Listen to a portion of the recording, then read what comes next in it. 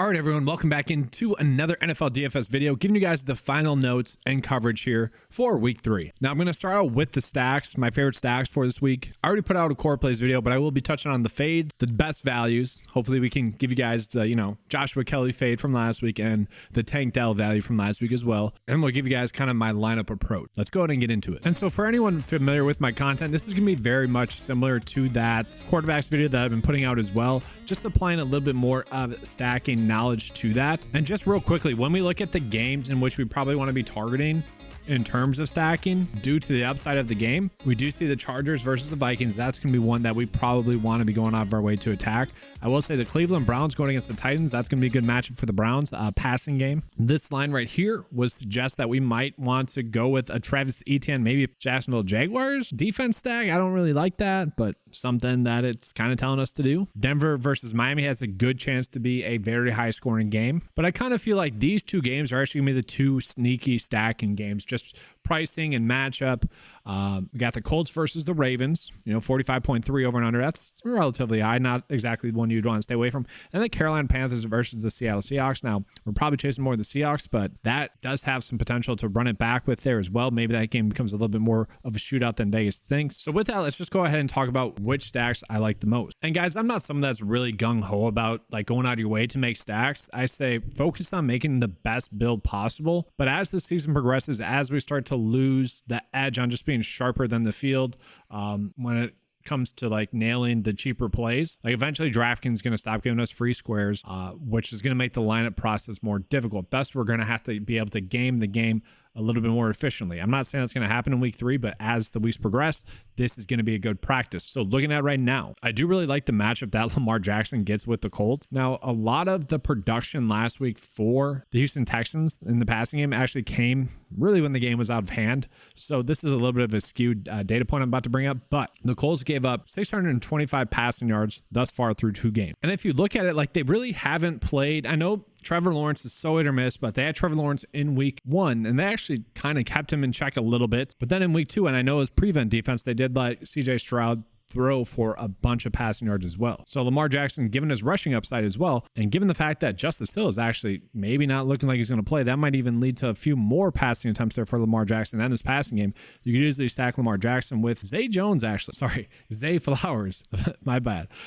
Zay Flowers has looked really good. I know the production was down last week, and he is nothing more than a play that I would want to use in a stack, but he is someone now that has ran 69 routes total. He's at 15 targets. We're getting 140 yards total and having 13 receptions. On top of that, he is playing a decent amount of snaps, playing 80% of the snaps. So not only is the talent there, not only is the matchup there, but the snaps have been there as well. The biggest issue that I had with Zay Flowers is that I thought in week 2, we would see the targets drop a little bit just due to Mark Andrews being back. We saw that happen. Still, Zay Flowers, and you could actually pair him with Mark Andrews if you chose to do so. I feel like he's a little bit priced up, but once again, the targets were there for Mark Andrews. So honestly, if you're running out the stack, you probably might as well just put in Zay Flowers as well. And for what it's worth, I do think like Josh Downs could be a sneaky way to like run this back. He's had 5 and 7 targets thus far in 2 games. He's playing 79 and 75% of those snaps as well. Like, wouldn't be shocking to see him, just maybe a little bit more production, maybe bust a big play, but they have been giving him the ball in short yard situations. So a cheap way to run it back. Maybe this game, has the potential to shoot out then. But the best way, kind of quite clearly, to run it back would be with Michael Pittman, who has just been a stud thus far, and he's looked really good. In terms of yards given up, the Baltimore Ravens are actually 8th on that list in terms of most yards given up. So like Michael Pittman, Josh Downs, you can see kind of why I like that. So I think this has a good chance to be a sneaky game stack there. Or maybe you don't want to play Lamar Jackson, you want to go with Gardner Minshew.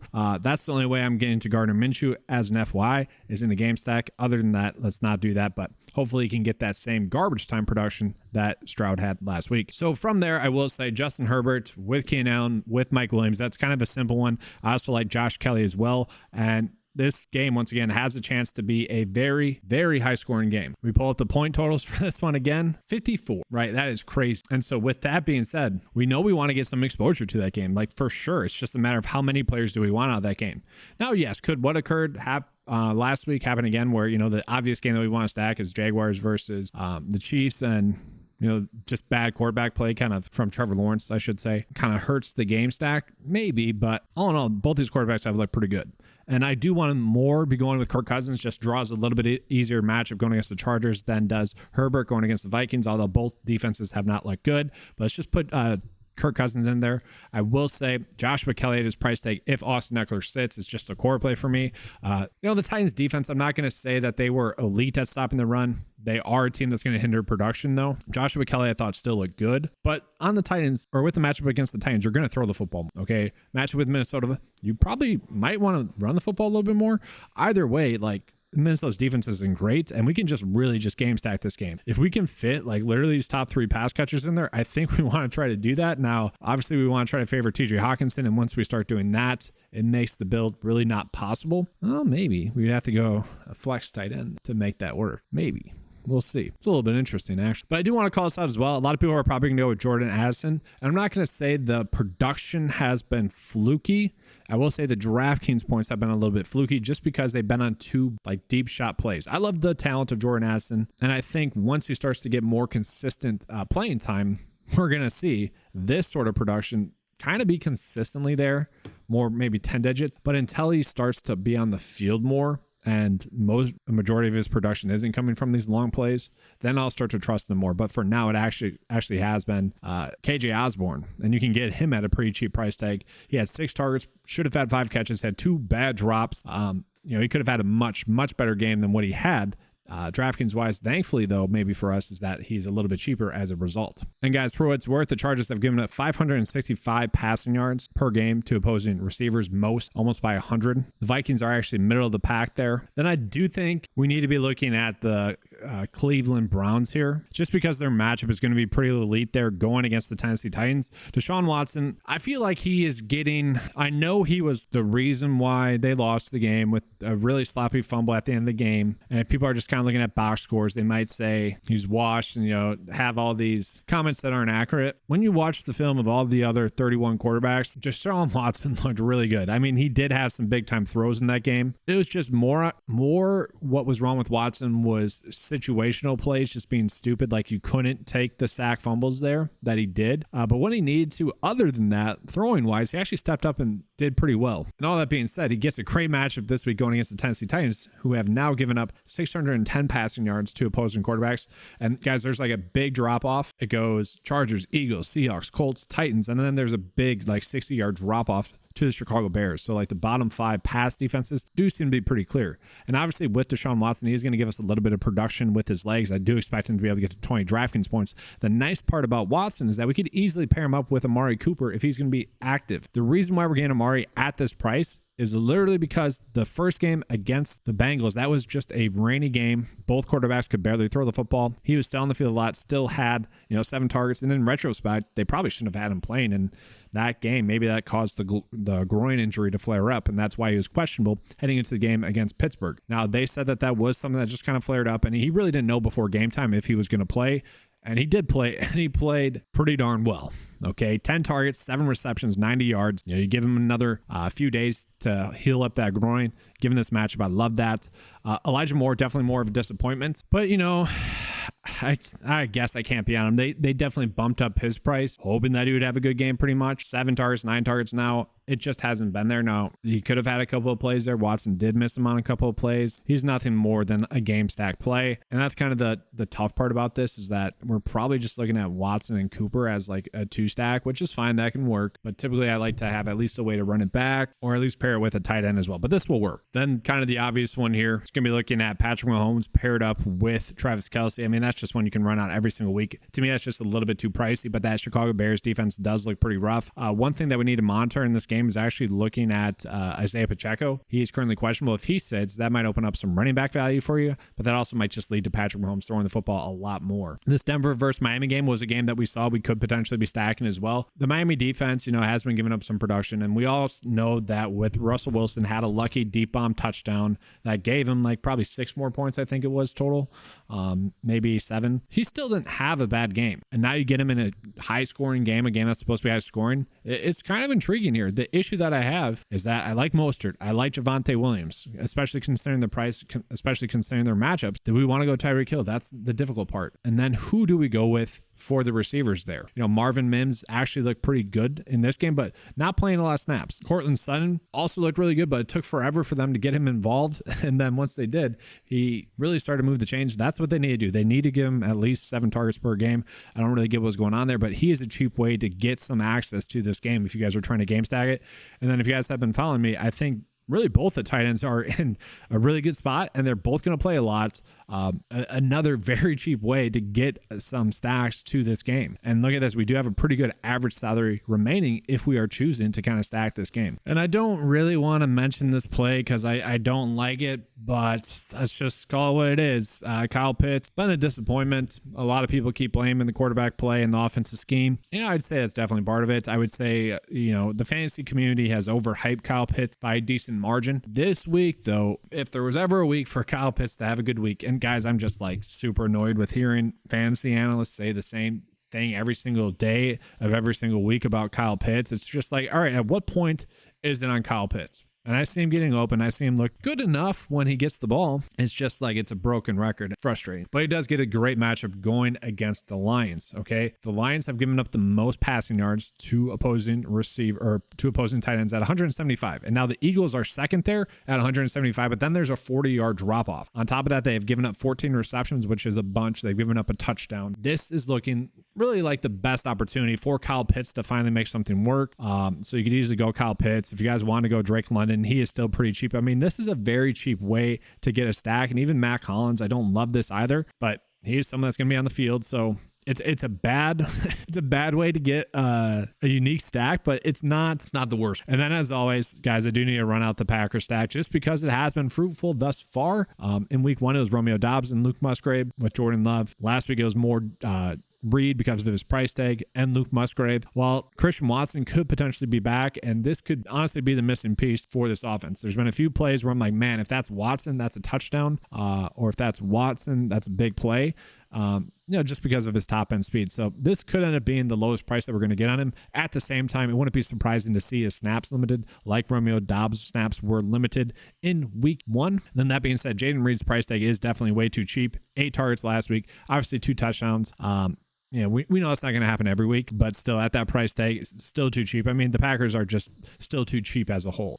Maybe Luke Musgrave, you don't have to look at too much now. He's a little bit more expensive, but it's a very cheap way to get access to a good offense that really hasn't seen their prices rise too much. And maybe that's just the matchup with the Saints. I don't think the Saints have really played anyone to really give us a definitive, yeah, that's a tough matchup. So until we get that, and maybe this is the week, then I'm going to continue to roll with the Packers. All right, so starting out with the fades, we are just looking at which players are potentially going to be overowned. We do see Justin Jefferson pulling in a ton of ownership. That actually has given him a mark for being overowned on FanDuel and then actually being a fade on DraftKings. I don't really see it that way. I do think he is someone that we need to be going out of our way to roster. Same thing with Travis Etienne, where pulling in a ton of ownership currently. I don't think we need to worry about that too much. I will say where I start to worry is Madison getting a decent amount of ownership, and it does feel like some people are probably overemphasizing that game a little bit. And then also we got Jerome Ford pulling in a bunch of ownership. I don't think we need to play him. I'd rather go with Zach Moss or or Joshua Kelly. And I do think there are some running backs that we probably do want to be paying up for. And guys, it does seem like some of my favorite plays I thought could be low owned and sneaky plays are going to be that Zay Flowers, one of those players. You know, he's looked very impressive. Gets a really good matchup. You have Tank Dell pulling in a lot of low ownership as well. Jordan Love pulling in low ownership again this week for the 3rd straight week. I get that on paper the matchup's difficult. It just feels like a mistake for people. Who knows? They might get right to get one right out of 3. And I do want to call some attention to this because I got several comments saying, oh, that Minnesota versus LA Chargers game is everyone's on it. You know, you can't win the Millie Maker by doing that. And I get where those comments are coming from because I have given out GPP winning advice. Basically, I don't want to say in every video, but the showdown videos, the last 2 ones there, obviously Jerome Ford and Ronnie Bell helping with that, where you know, even the lineups I've given out, if you just make one slight adjustment, you took down a GPP in the preseason, literally gave out a GPP winning lineup with the week 2 coverage, telling you guys to be on Tank Dell, Nico Collins, Jordan Love, Keenan Allen, Same thing with week 1. We're giving you guys these really good plays. Puka Nacua being one of those. I get that I've given out GPP winning content, and I get that that's where those comments are coming from. At the same time, like, let's be honest, winning a GPP is super difficult, right? My job for you guys is to give you guys the best plays possible, especially in that core plays video. And then for you guys to be able to apply that knowledge to make the best decisions you can possible. And so when I get those comments, I do get where they're coming from. But at the same time, it's like, that's not really what I see my job. You know, my job is to lay out where we are getting the best plays and why we're getting the best plays. And then this video specifically calling out maybe where we are getting some fades. And then later on in this video, where we are getting the best values so that you guys can then take advantage of that. And for the most part, in weeks 1, 2, and I would say in week 3, really, we don't have to worry about ownership too much because, well, the public hasn't been correct yet, right? We've been able to gain an edge just by not caring about ownership and playing the best play. And for the most part, we've been able to gain a big edge by not caring about ownership as well. But yes, looking at this game, I will say Madison certainly in a good spot. I would rather go Joshua Kelly, but it does feel like people are playing Madison simply because it's going to be a higher scoring game. To me, that feels like a mistake, especially when we look at all the running backs around that pricing tier. Like, he's a fine play. Don't get me wrong. You got Brian Robinson right there. You got Miles Sanders right there. You got Javonte Williams in a smash spot. Zach Moss right there in a pretty good spot. Pacheco, if he plays, he's going to be in a really good spot. Gus Edwards is going to get a lot of work there as well. Like, I don't feel like we need to be going out of our way to roster someone in that game just because of that game. And then for what it's worth, like Jerome Ford, I am all for. I actually thought he would be a sneaky good play, but it turns out the Monday night bias that people get is juicing up his ownership. Like, I swear, if this game would have took place on Sunday morning or Sunday, you know, the noon game, the early games, if you will, depending on what time zone you're at, won't be pulling in this ownership. I can almost guarantee it, because people would have saw what happened with Joshua Kelly against the Titans and then been like, no, I thought that's what was going to happen. But then I forgot about the night game bias, and sure, he's coming in chalk. And I'm not saying that's a mistake, because I do think he's going to get his workload. He's going to get his touches. And I do think the Titans defense is not as good against the run, but it's just you beat them up through the air. And Amari Cooper, Deshaun Watson, those are really good plays. I already mentioned, I think those are going to be 2 good stacks. Watson's getting dragged for some reason when he was easily the best Monday Night Football quarterback. It's just weird from last week. So that is going to be the advantage. And it's not too hard to see maybe Ford not being in the optimal build, and maybe someone like, you know, you're just going with Joshua Kelly, maybe even Khalil Herbert. Like, I think there's better plays or just as good of plays at maybe slightly higher price points. It's not like Ford is so extremely cheap that we need to play him. Even Antonio Gibson, he most likely will have a positive game script for him. He could end up playing 55% of the snaps. So there are ways to work around that ownership. And now for what it's worth, let's talk about my favorite value. All right, so at quarterback, I'm looking for players that are going to be below 6K. So someone like Deshaun Watson, who feels like a clear-cut play, not going to be touching on him. But you got Russell Wilson going against Miami. Russell Wilson, you know, as long as he's going to be rushing the football, like it seemed like he would in the preseason, and then in week 1 he didn't, and then we saw in week 2 he finally did again. It does seem like that's going to be more the norm of getting him some rushes, and so yes, this could be a spot for some value there. Don't love it, don't hate it. Obviously, I really love Jordan Love again this week. I don't think the Saints defense is as good as they are on paper, but they are still pretty decent. That being said, he did just have a really good game against Atlanta, who I think is similar defensively. Wouldn't be surprising to see him get there. I don't mind the idea of running out some Stroud, Collins, and also Tank Dell stacks. You could certainly do that. And then for what it's worth, I hate this play. Like, don't do it, but the Seahawks defense hasn't looked that good. Can Andy Dalton get to 15 DraftKings points while looking bad? Maybe. I doubt it, just because of the weapons around him. So quarterback-wise, sure, we're getting some values, not as elite as the previous weeks. Running back-wise, it is pretty simple. Looking at players that are below 5K once again, Jerome Ford is kind of that clear-cut discount play in that regard. I kind of just talked myself down from him. I feel like I'll be underweight if he's going to be that high owned, but still have some shares to him because he did look good last week. I would just rather get to those other guys slightly higher than him. Other plays we could be on. I already mentioned Antonio Gibson, definitely going to be a low-owned play. People are soured on him now. The reason why we're going to play him, or the reason why you would play him, is because that matchup with the Buffalo Bills, they are expected to win that game. That's a game that's expected to be a blowout. So with that, Washington would probably be throwing the football a little bit more. Maybe this 3 targets becomes 7 targets and becomes 4 receptions for 80 yards or something weird like that. Maybe he gets a touchdown as well. But he should be on the field more than Brian Robinson if that game script occurs. And then really, obviously, you gotta get some part of Miller in there. But will he be playing a full allotment of snaps? We don't really know that. Tony Jones Jr. could be worth a look as well. The matchup is showing that it's going to be an easy one going against the Green Bay Packers. I think that's more more due to the Atlanta Falcons being a really good, obviously the best running team in the league. I think it's more of that. So this matchup on paper, I don't think it is as good, but certainly we should be getting some parts of Miller. Now receiver wise, this is what I love. This is, where I said I gave out GPP winning content. This is part of the reason as to why.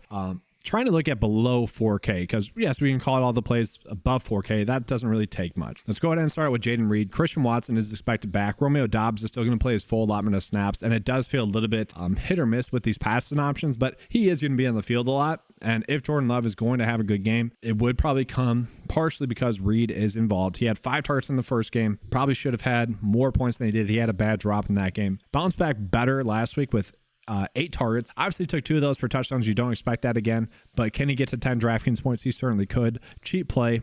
Not like the best value that we're getting, but still good enough. Devontae Parker certainly played a lot. That was a little bit shocking to me, but he's someone you could be looking at. DJ Chark, I think, will be more involved in the offense this week rather than he was last week. But Tank Dell's feeling like the kind of obvious value play once again this week. I'm not pulling in a ton of ownership with Noah Brown still out. I expect him to be on the field a lot like he was in week 2. That was our expectation, and he looked really good doing it. That first game got a lot of work for someone playing limited snaps, and then got a little bit more playing time, and then got a lot more production. I kind of think 6 targets, if they're going to be passing that ball that much, 40 times for CJ Stroud, or above 40 times passing, or above 40 passing attempts in each of the games thus far for CJ Stroud, then yeah, you're going to get someone like Tank Dell getting a bunch of targets. So he is someone that I think is one of the better values that we're getting on this slate. And then for what it's worth, if Jalen Waddle is ruled out, it's either going to be Braxton Berrios or River Craycraft. Both of them are worth a look. If you want to toss in 5% ownership to them, you can. Some people are going to hear that and be like, whoa, that's crazy. Other people are going to be like, yeah, that's pretty sharp.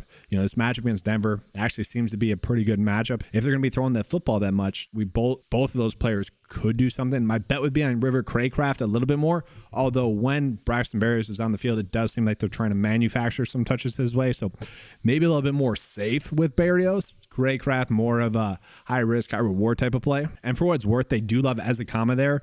Like, they're going to try to get EK Ezekama involved, like probably rushing attempts, but it wouldn't be surprising to see him maybe finally get a few catches in this one as well, just with a little bit of an increase in playing time. For what it's worth, Demario Douglas, I don't feel like he should be min-price, guys. I mentioned last week, I'm like, all right, it was Puka Nacua week 1. It's going to be Tank Dell this week. And then I'm like, watch, next week it's going to be Demario Douglas. And it very well could be. If you guys were watching that game against Miami, it seemed like it was going to be the breakout week for Douglas. Unfortunately for him, he fumbled, and he fumbled early. Like, he had 3.9 DraftKings points early. Sorry, guys, I'm a little sick here. Early on in that game, and I'm like, all right, here it is. He's breaking out. Maybe that'll happen this week against the Jets instead. Tough to see exactly how they're going to treat him after that fumble, because he'd literally done playing. That's the Patriots' way of doing it, so we can't guarantee his playing time, but thankfully that did leave his ownership pretty low. I do think he still could hold some GPP winning upside here. It's not as good as Puka. It's not as good as Tank Dell. Not as obvious as well. Still could be someone that gets, I don't know, let's say 55% of the snaps and does have a 12 DraftKings day. And then another play I want to call out, I'm not expecting big things from him, but Jamal Agnew as well. He's someone that they like to get the ball. He is someone that I do think we'll see an increase in snaps with Zay Jones out. Thus, probably a value play that we can be looking at. I still think probably Tank Dell is going to be the best value option on the slate. Jaden Reed's going to be a safe one as well. Parker, probably a safe one. And then these other two, Douglas, Agnew, more or less, if you have to jump down into that 3K range, that's where you'd be looking. And then tight end wise, trying to find some good values. Durham Smythe, Mike Gesicki. If you guys have watched these videos already, you already know that I've been on those two at the start of the week. And then John Bates going to get some more snaps with Logan Thomas out. Not a terrible play, but not exactly someone you're going out of your way to play. To me, it comes down to Smythe or Gesicki for those under 3K options. All right, so getting into the lineup builder portion of this video, if we're trying to make some GPP builds, I do think we need to try to get some exposure to those, to that one game. And obviously that one game I'm referring to is Minnesota versus the Chargers. It is expected to be a higher scoring game. The question is just how many players do we want from them? So we have Minnesota versus LA. How many players do we want from them? I would say at least 2. Kirk Cousins, Justin Jefferson, obviously being those 2 plays we want the most. TJ Hawkinson could have a really good game. Joshua Kelly also wants some.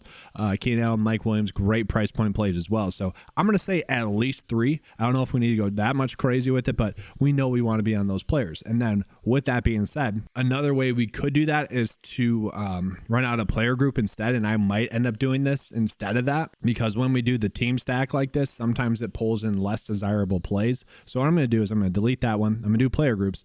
I want at least 3, and I'm going to put in those players: Justin Jefferson, Kirk Cousins. Let's go Hawk. And I actually like KJ Osborne a little bit more than Jordan Addison. I think Jordan Addison is going to end up pulling a little bit more ownership than he should. So we're going with him. Madison we could roll with. I don't think we need to. Let's go to the flip side of it. Justin Herbert, Keenan Allen. Obviously we love Joshua Kelly, and then also going to be rolling with a lot of Mike Williams this week. So at least 3 of those players in all of our builds. That's going to be one of our stacks. And then another thing we could do is get exposure to those other players I want to be on. So there's a couple of receivers that I want to be on. So I'm going to do at least 2 of those receivers I want to be on. This is going to be from that core plays video I mentioned.